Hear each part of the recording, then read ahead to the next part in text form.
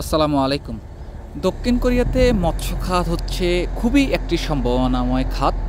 তার কারণ এই দেশের ৩ পাশে রয়েছে সমুদ্র, আর এই সমুদ্রকে কেন্দ্র করে তাদের যে ব্যবসা-বাণিজ্য তার মধ্যে মৎস্য খাতই খুবই গুরুত্বপূর্ণ। সমুদ্রের কিনারায় ভাসমান পদ্ধতিতে এইভাবেই মূলত হ্যাচারির মধ্যে মাছ চাষ করা হয়। এছাড়াও উন্মুক্ত সমুদ্র থেকে মৎস্য সংগ্রহ করা এবং ইনডোরেও মাছ চাষ করা হয়। এই হ্যাচারিতে ২২,০০০ স্কোয়ার ফিটের ৪৪টি বক্স রয়েছে।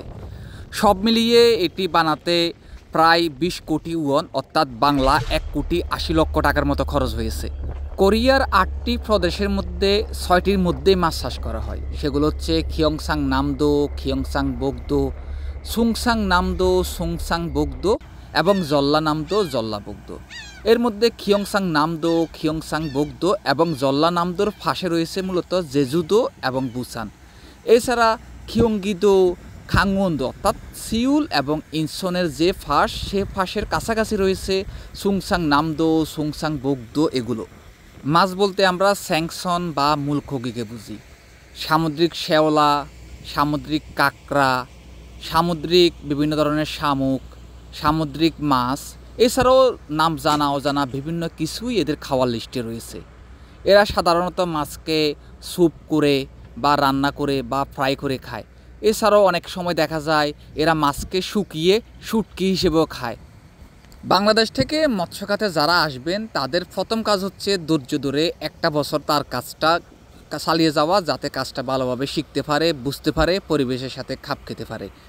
মৎস্য খাতে ইন্দোনেশিয়ান, শ্রীলঙ্কান, নেপালি বা অন্যরা ভালো করতেছে, এই বিষয়টা মাথায় রেখে বাংলাদেশ থেকে যারা আসবেন তাদের দীর্ঘমেয়াদে কাজ করার মন মানসিকতা তৈরি করতে হবে।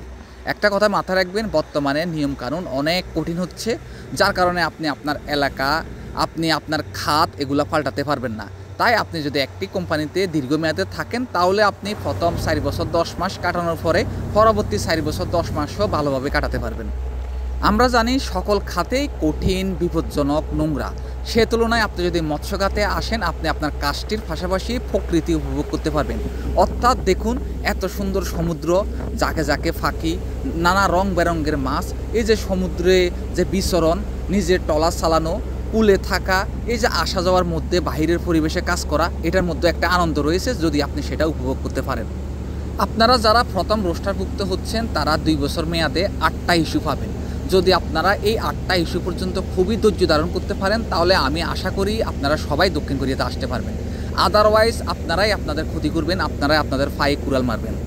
আমরা জানি বর্তমানে রোস্টারের তুলনায় ইস্যুর পরিমাণ খুবই কম, আর এই ক্ষেত্রে আপনাদের সাথে আপনাদেরকেই একতাবদ্ধ হতে হবে, আপনাদেরকে ধৈর্য ধারণ করতে হবে, আপনার কাজটি ভালোভাবে চালিয়ে যেতে হবে, আপনার মালিককে বুঝিয়ে নতুন নতুন ইপিএস কর্মী নিয়ে আসার জন্য বলতে হবে।